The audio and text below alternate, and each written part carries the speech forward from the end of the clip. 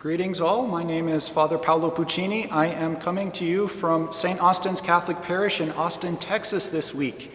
And we have some wonderful readings this Sunday for our ongoing reflection on the theme, Belonging Begins With Us. And so in today's second reading from the letter of James, he challenges the community to look at why they tend to treat people who are dressed well, people who have gold rings, better than those who are impoverished. And he reminds us that God chose the poor to inherit the kingdom of God. And we too must not show any partiality, and we must not show any favoritism just because some people are blessed with more resources than others. It's a question of how we can all be rich in faith and how we can learn from one another, especially how much it is that the poor have to teach us about faith in God. In today's gospel, we see Jesus bringing the mission, bringing the healing work of God beyond the Jewish people to the regions of the Gentiles, to Tyre, Sidon, and the Decapolis. And we see how this man who was both deaf and mute is brought to Jesus, how the people seek Jesus' healing, and how Jesus performs this wonderful miracle. It's interesting that this miracle from Mark's Gospel is one of the most physical miracles we hear. Jesus touching, Jesus spitting, Jesus groaning. And it shows that part of the healing process involves opening ourselves up, not just spiritually, but also physically at times as well.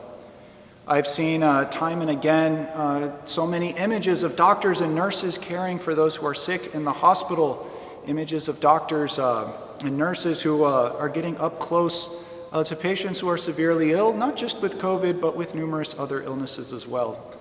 And we know that part of the healing process requires us to be honest with what's going on, to be honest and to acknowledge that we are sick at times, and it could be a physical healing, it could be an emotional or spiritual healing as well. And part of it too, Jesus shows us, begins with our own listening. It's interesting how first he restores this man's hearing before he restores this man's ability to speak as well. And I think there's a deeper lesson for all of us in this. Our lives begin with listening. Through that listening, that's part of our how we learn, that's part of how we come to a deeper relationship with each other. And only after we can listen, then we have the gift to speak.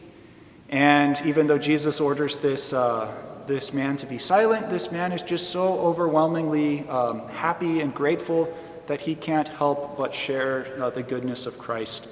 And so we see that he uses that gift of speech to praise and glorify Jesus, and how we too, through right listening, are able to in turn take up the mission of preaching the good news, take up the mission of sharing the good things that Christ has done for us in our lives. I see this too when I look at the healing relationship that the doctor has with their patient. The way that quite often we have to listen to those who are there to give us good advice, to give us good counsel. That's necessary for our healing process as well. And we also know that, again, Jesus shows us that we do have to get close to people as well.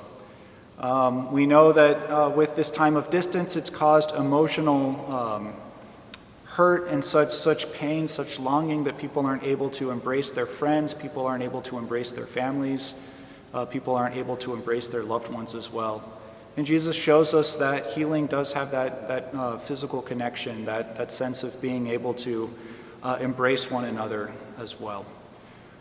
I don't know where we are with this pandemic. We may not be there yet as far as being able to fully go back to life as normal, but we also get good hope from today's first reading from Isaiah. Isaiah speaking to a community that had been on the verge of being conquered, if not already conquered, by a more powerful nation. And yet he promises that for all their sorrows, for all their burdens, God promises a better future. God promises a future of wholeness. God promises a future of hope as well. So even if we're passing through moments of deep pain, of deep sorrow, of deep suffering, we hold in our faith that hope that God will make all things right one day.